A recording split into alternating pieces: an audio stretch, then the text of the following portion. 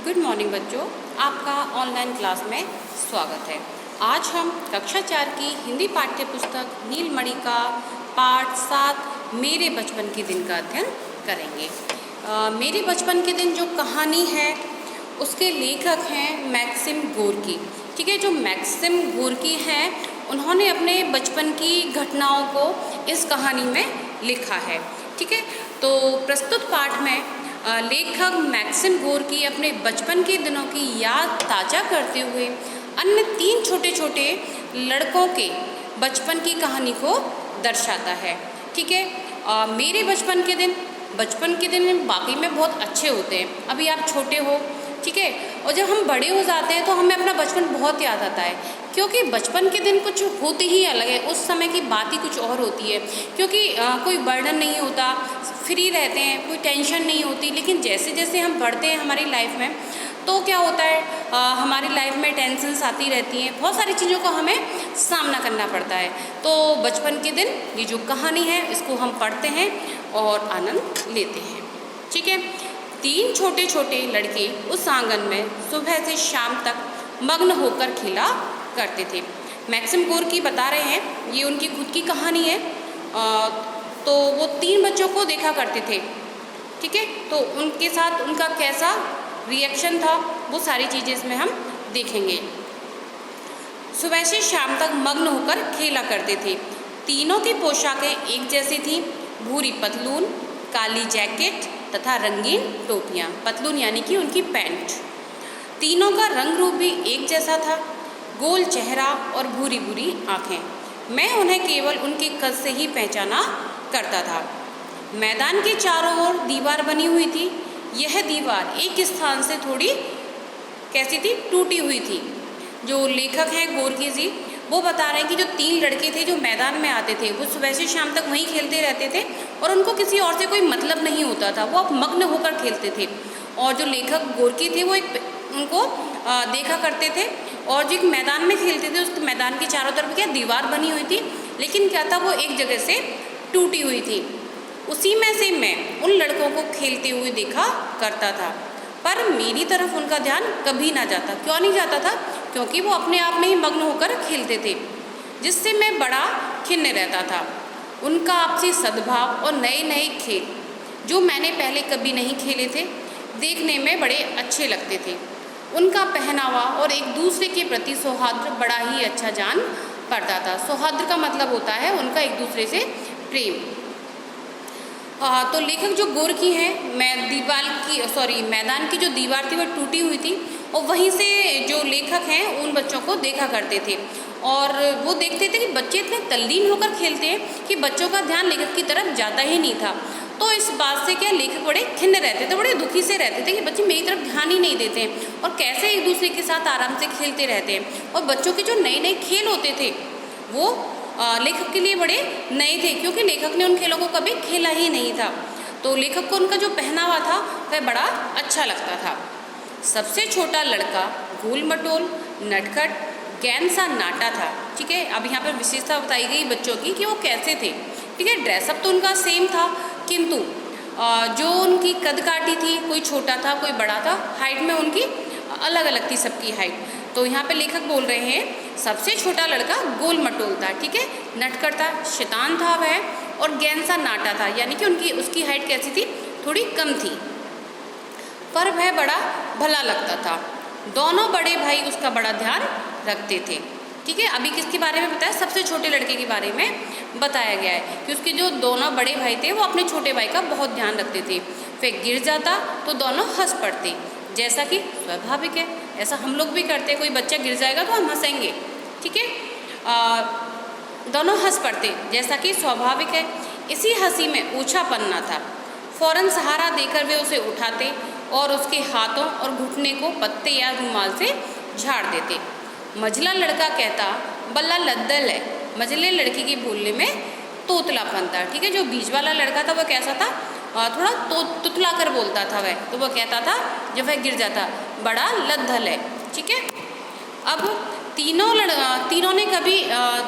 ना कभी लड़ते झगड़ते ना एक दूसरे को परेशान करने की कोशिश करते।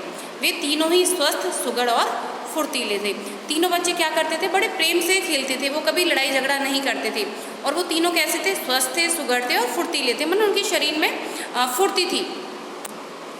एक दिन मैंने पेड़ पर चढ़कर सीटी बजानी शुरू की। अब लेखक आगे की कहानी बता रहे हैं कि एक दिन उन्होंने क्या किया। तो उन्होंने क्या किया, वो पेड़ पर चढ़ जाते हैं और सीटी बजाना शुरू कर देते हैं। सीटी की आवाज़ सुनकर तीनों खड़े हो गए और एक दूसरे से सटकर मेरी ओर देखने लगे। फिर उनसे कुछ सलाह होने लगी, फिर आपस में वो बात करने लगे। मैंने सोचा वे कंकड़ पत्थर मारना शुरू करेंगे, इसलिए मैंने भी पेड़ से नीचे उतरकर जल्दी जल्दी जेब में ढेले भर लिए। ढेले होते हैं मिट्टी के, जो छोटे छोटे कंकड़ नुमा चीज़ें होती हैं, उनको ढेले बोलते हैं। मैं फिर पेड़ पर चढ़ा तो वे आंगन से दूर कोने में अपने खेल में मशगूल हो गए। अब लेखक जब पेड़ पे चढ़ के सीटी बजा रहा था तो तीनों लड़के एक दूसरे से सटकर खड़े हो जाते हैं और उसको देखने लगते हैं और एक दूसरे से बातें करने लगते हैं। तो जो लेखक हैं गोरकी जी, वो सोचते हैं कि ये कंकड़ पत्थर उठाकर मुझे मारेंगे। तो लेखक ने क्या किया कि पेड़ से नीचे उतर कर आते हैं और अपनी जेब में वो भी कंकड़ और मिट्टी के ढेले उठाकर पेड़ पर वापस चढ़ जाते हैं। लेकिन पेड़ पर चढ़कर जब वो वापस देखते हैं तो देखते हैं कि वो तीनों जो बच्चे थे वो उस मैदान से दूर एक कोने में जाकर वापस से अपने मशगूल हो चुके थे खेलने के लिए। मुझे अफसोस हुआ। इसी बीच किसी ने खिड़की से पुकारा, बच्चों चलो अंदर आओ जल्दी। बतखों की टोली की तरह वे सभी धीरे धीरे घर के लिए रवाना हो गए। ठीक है, जब लेखक ने देखा कि बच्चे तो वापस से मशगूल हो चुके हैं तो लेखक को अफसोस होता है कि मैंने ये क्या किया।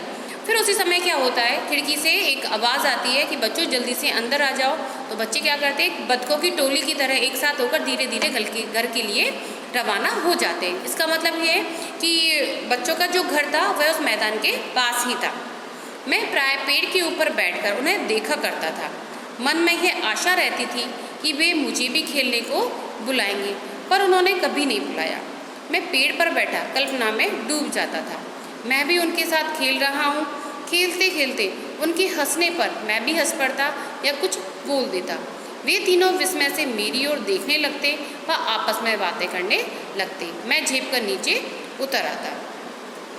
अब जो लेखक हैं उनका मन करता कि बच्चे मुझे खेलने के लिए बुलाएंगे और वो हमेशा अपने मन में सोचते रहते थे और पेड़ पर बैठे बैठे कल्पना में डूब जाते थे कि मैं भी उनके साथ खेल रहा हूँ, ठीक है, खेलने पर मैं भी हंस पड़ूंगा।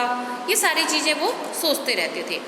एक दिन वे लोग आँख मिचौली खेलने लग गए। आपने खेला है आँख मिचौली का खेल? आँख मिचौली का खेल होता है कि एक बच्चा जो होता है उसकी आंखों पे हम क्या पट्टी बांध देते हैं और बाकी के बच्चे इधर उधर भागते रहते हैं। फिर जिसकी आंखों पर पट्टी बंधी होती है वह दूसरे बच्चों को पकड़ता है और वो जिस बच्चे को पकड़ लेता है उस बच्चे का टर्न आगे होता है, फिर उसकी आंखों पर पट्टी बांधनी पड़ती है। तो एक दिन क्या हुआ, वो बच्चे आँख मिचौली खेलने लगे। मझला लड़का चोर बना था। वे अनाज घर के एक कोने में दोनों हाथों से आंखें बंद करके खड़ा था। बाकी दोनों लड़के छिपने चले गए। बड़ा लड़का कुएं का चक्कर काट रहा था। उसे समझ में नहीं आ रहा था कि वह कहाँ छिपे। ठीक है, आँख मिचौली का खेल था। बीच वाला लड़का चोर बना था, तो मतलब उसी को आंखें बंद कर रखी थी उसने, वह खड़ा हुआ था और दोनों लड़के क्या करते हैं, छिपने के लिए चले जाते हैं। और जो बड़ा लड़का है वह कुएं की चारों तरफ चक्कर काटता है, लेकिन उसको समझ नहीं आ रहा था कि वह कहाँ छिपे। चोर चिल्लाया, 1 2। घबराहट में बड़ा लड़का कुएं पर चढ़ गया और रस्सी पकड़कर खाली बाल्टी में बैठ गया। अब जैसे ही लड़का कहता है, हम जैसे काउंटिंग शुरू करते हैं 1 2 3, उसी तरीके से लड़के ने बोलना शुरू किया। तो बड़ा लड़का घबरा जाता है कि मैं पकड़ा जाऊंगा। तो वो क्या करता है, कुएं पर चढ़ जाता है और रस्सी को पकड़ लेता है और उसकी जो रस्सी में जो बाल्टी बंधी हुई थी उसमें बैठ गया। बाल्टी उसे लेकर कुएं के अंदर चली गई। केवल अंदर की दीवारों से टकराने पर झनझन की आवाज़ सुनाई दे रही थी। आज भयानक कांड हो जाएगा, मुझे ये समझते देर न लगी। चिल्लाकर मैं आंगन में कूद पड़ा। लड़का कुएं में गिरा। अब जो लेखक है इन सारी चीज़ों को देख रहे थे कि बड़ा लड़का किस तरीके से बाल्टी में बैठा और बाल्टी किस तरीके से कुएं में चली गई। लेखक को लगा कि आज तो कोई भयानक कांड होने वाला है, यानी कि कोई बड़ी घटना घटित होने वाली है। तो वो चिल्लाने लगते हैं और आंगन में कूदकर आ जाते हैं कि लड़का कुएं में गिर गया है। मेरे कुएं तक पहुँचते पहुँचते मझला लड़का भी वहाँ पहुँच चुका था। उसने रस्सी थाम ली पर बोझ उससे संभल नहीं रहा था। अब जब मझला लड़का वहाँ पहुँच जाता है तो रस्सी को पकड़ लेता है, लेकिन लड़का बड़ा था तो मझली लड़के से उसको संभाला नहीं जा रहा था। वह खुद भी खिंचा जा रहा था उसके साथ, फिर भी कसकर रस्सी को थामे हुए था। उंगलियां कटी जा रही थी। तब तक मैंने रस्सी पकड़ ली। इसी बीच आवाज़ सुनकर छोटा लड़का भी आ गया। फिर तीनों ने मिलकर बाल्टी को ऊपर खींच लिया। अब देखा तीनों बच्चों ने किस तरह, क्योंकि छोटा जो मझला लड़का था वह छोटा था, तो बड़े लड़के का वेट जो था वो अधिक था, तो वह मझला लड़का भी उसके साथ खिंचा जा रहा था। फिर जो लेखक गोरखी जी हैं वो आते हैं और रस्सी को पकड़ लेते हैं। इतने में क्या होता है, जो छोटा लड़का है वह भी आ जाता है और फिर तीनों मिलकर उस रस्सी को खींचते हैं और उस बड़े लड़के को बाहर निकाल लेते हैं। लड़का निकल आया, अब बुरी तरह डर गया। दाहिने हाथ की उंगलियां फट गई थीं, उनसे खून निकल रहा था। एक गाल भी बुरी तरह छिल गया था। कमर तक कपड़े पानी से तर थे। चेहरा फीका पड़ गया था, पर वह मुस्कुराया और कांपते हुए बोला, मैं गिर गया। ठीक है, इसमें बच्चा जो कुएं से निकाला उसको, तो उसकी जो दाहिना हाथ है उसकी उंगली क्या फट गई थी और खून निकल रहा था उससे, और उसका जो एक गाल था वह भी छिल गया था और उसके कपड़े कहाँ तक, कमर तक भीगे हुए थे, क्योंकि बाल्टी के अंदर था वह। अब लेकिन वह फिर भी मुस्कुराता है और कहता है कांपते हुए कि मैं गिर गया। मझला भाई बोला, भला बुद्धू है, और उसे गले से लगाकर अपने छोटे छोटे हाथों से उसके चेहरे का खून पोंछने लगा। बड़े ने माथे पर बल देकर कहा, अब तो पकड़े जाएंगे, चलो घर चलें। क्योंकि उसको डर लग रहा था कि मैं कुएं में गिर गया हूँ, घर जाएंगे तो मम्मी पापा हैं वो हमें डांटेंगे। मैंने पूछा, तुम लोगों की पिटाई होगी क्या? उसने सिर हिलाया और अपना हाथ मेरे हाथ की तरफ बढ़ाते हुए बोला, तुमने खूब फुर्ती दिखाई। ठीक है, अब जब तीनों लड़के बात कर रहे थे कि भाई अब घर जाएंगे तो डांट पड़ेगी, हम पकड़े जाएंगे, तो जो गोरखी जी हैं लेखक वो पूछते हैं कि क्या तुम घर जाओगे तो तुम्हारी पिटाई लगेगी क्या? तो बच्चे सिर हिला देते हैं और आगे हाथ बढ़ाकर कहते हैं कि तुमने खूब फुर्ती दिखाई, यानी कि वो उसको धन्यवाद देते हैं। उनकी प्रशंसा में मैं बाग बाग हो गया। बाग बाग यानी कि बहुत खुश हो गया और उसके हाथ अपने हाथ में लेने की सुधि नहीं रही। मैं जब तक सब लूँ तब तक उसने मझले से कहा, जल्दी करो नहीं तो सर्दी लग जाएगी। घर में इतना ही कहेंगे कि गिर पड़ा, कुएं का नाम लेने की ज़रूरत नहीं है। छोटा सिर हिलाकर बोला, ठीक है, हम लोग कह देंगे कि गड्ढे में गिर पड़े। और वे तीनों अपने घर की ओर चले गए। सारी बातें आनन फानन में हो गई। आनन फानन यानी कि जल्दी में, फटाफट से हो गई एक दूसरे से। तीनों लड़के घर चले जाते हैं। एक हफ्ते तक तीनों लड़के आंगन में दिखाई नहीं दिए। लेखक डेली आता था कि बच्चे आएंगे मैं उनके साथ खेलूँगा, लेकिन एक हफ्ते तक वो नहीं आते हैं। फिर जब वे आए तो हमेशा से अधिक उत्साह में थे। बड़े लड़के ने मुझे देखते ही कहा, आओ हम लोगों के साथ खेलो। अब ये सुनते तो लेखक के खुशी का ठिकाना ही नहीं, क्योंकि वो बच्चों के साथ खेलना चाहता था। आखिर वो दिन आ गया और बच्चों ने उसको अपने के साथ खेलने के लिए बुला लिया। हम लोग स्लेज पर चढ़ गए और वहाँ बड़ी देर तक एक दूसरे का परिचय लेते रहे। मैंने पूछा, क्या तुम लोगों को भी मार पड़ी थी? अच्छी तरह से, बड़े लड़के ने उत्तर दिया। मुझे आश्चर्य हुआ कि इन बच्चों को भी मेरी तरह मार पड़ती है। मुझे लगा यह तो अन्याय है। मार तो सभी को लगती है, बचपन में तो सभी लोग मार खाते हैं, आप भी खाते होंगे, शायद हमने भी खाई होगी। ठीक है, हो सकता है अब हमें याद ना हो, लेकिन बचपन होता ही है, हम शैतानियाँ करते हैं और फिर हम मम्मी पापा के द्वारा मार खाते हैं। तो जो लेखक है वो कहता है कि ये तो बड़ा अन्याय है कि जो सबके साथ छोटी सी कोई भी बात हो जाती है और मम्मी पापा पिटाई लगा देते हैं। ठीक है, तो इस जो कहानी है इसके लेखक मैक्सिम गोरकी थे। और अब हम इसकी शब्दार्थ देख लेते हैं। पहला क्या है? मग्न, किसी काम में पूरा ध्यान लगाना। सद्भाव, अच्छा भाव। नटखट, शरारती। खिन्न, उदास या दुखी। सौहार्द, मित्रता। स्वाभाविक, कुदरती। ठीक है, अब है सुघड़। सुघड़ का मतलब होता है सुंदर। मशगूल, मग्न हो जाना, खो जाना। बाग बाग होना, बहुत प्रसन्न होना। फुर्तीला, तीव्र या तेज।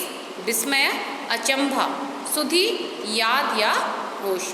तो बच्चों ये थे आपके शब्दार्थ। आपका पाठ यहीं समाप्त होता है। आपका जो होमवर्क आएगा वो PDF के ज़रिए आएगा, उसको आपको अपनी कॉपी में सुंदर और स्वच्छ राइटिंग में करना है।